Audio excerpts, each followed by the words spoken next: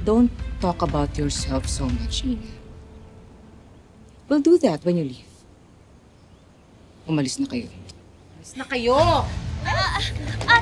Wala na yung Sol. Labas! O, labas na. Kinanono. Alis na kayo. Wala na talagang dahilan para tumira pa tayo sa isang bahay. Lalo na puro kahihiyan at iniwan sa amin ng daddy niyo. Pwede ba, Ina? I-unsubscribe mo na kami sa never-ending drama mo in life. Just go! Go! Kasi ito baka hindi mangyayari ni Mama sa amin. Tama na. Asa diva? I hate the TV. Well, guess what? I like people who hate me to hate me even more! Lalo na patagal na akong puno-puno sa'yo! Tama na sabi! Ina! Hindi mo na kailangan kami pagtabuyan, aalis kami. Alis!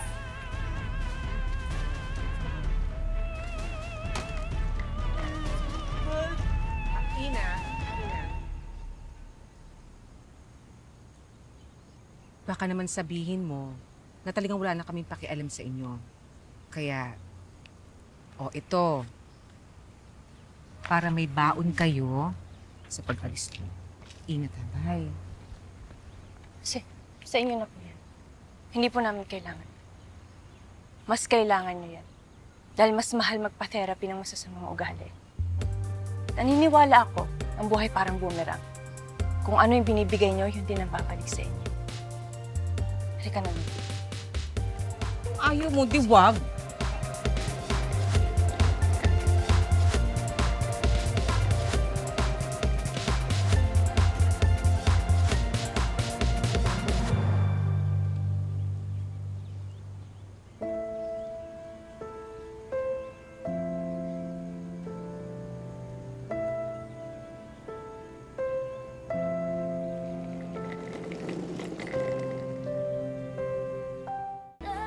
This is what you want, right? Ang mawala kami. Isa-isa sa buhay mo. No, Joanna. Mahal ko kayo. I don't believe. Stop it, Joanna! Mama, ako na lang kakausap kay Joanna. Huwag kang makialam dito. Come on, Mom. Don't even waste your energy on Lola.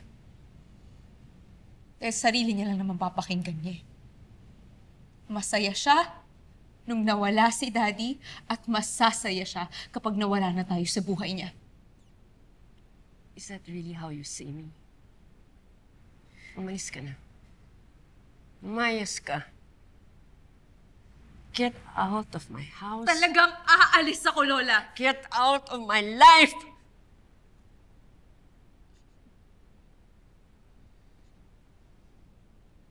Okay.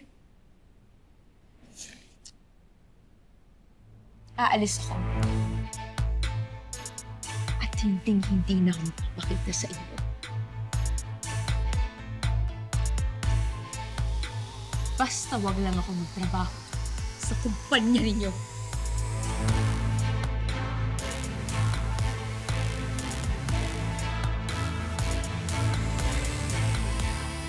Mama, tama na ho kasi. Ayan, sumakit na naman tuloy yung ulo niyo. Manang Star, pakadala naman si Mama sa kwarto niya. Yes, Ma'am.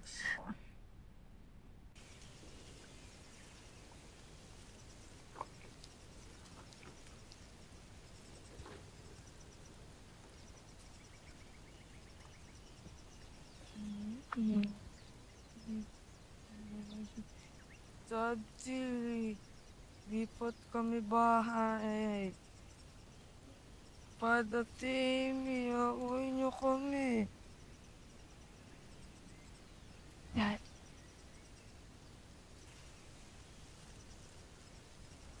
Ayoko na po sana pahirapan yung sitwasyon niyo. Kasi alam ko po, marami na kayong problema nung nandito pa kayo. Pero sana maaga kong alaman na may pinoproblema kayo. Sana nakinig ako. Sana may nakaintindi sa inyo.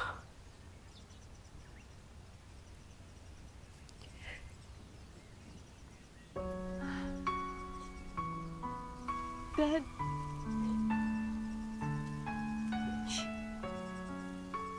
Sorry po kung napapahirapan ko kayo. Wala naman kasi kami masabihan ni Nono eh. Hindi namin alam kung saan kami pupunta. Hindi naman tayo naging malapit sa mga relatives natin eh. Sigurado ako, pagtatawanan lang nila kami dahil sa nangyari sa atin. Sigurado ako, pag-uusapan nila kami. Kaya Dad, please. Please, tulungan mo po kami. Sabi Daddy, dapat daw brave ako. Daddy, I promise magiging brave ako para maalagaan ko at Ina.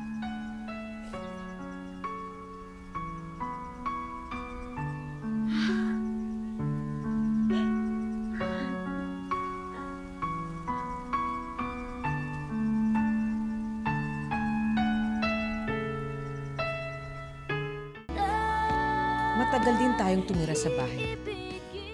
Pero ngayon ko lang naramdaman na gumaan ang pakiramdam ko. Me too. Wala na yung makulit at abnormal na yun. Pati yung mayabang na si Ina. Ang tagal ko rin nagtiis na magbait-baitan kay Nonong. Na kahit ayoko siyang alagaan, wala akong choice. Pero Ma, di ba hanggang ngayon na lang tayo dito? Totoo bang may lilipatan na tayo? Yes! Siniguro ko naman na hindi tayo matutulog sa kalye pag kinunan ng bangko ang bahay na to. And don't worry, malapit nang ma-release ang benefit proceeds. Makakalipat din tayo sa mas magandang bahay. You really are the goat, Ma.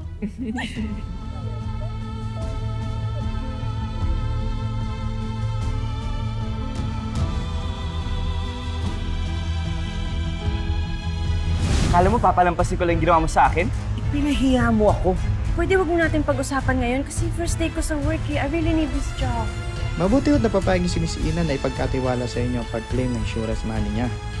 Kahit na ganun yung ginawa sa amin ni Tita Lani at Amy, swerte pa rin ako kasi may taong handang tumulong sa akin. At naniniwala ako na may makikilala pa akong katulad mo.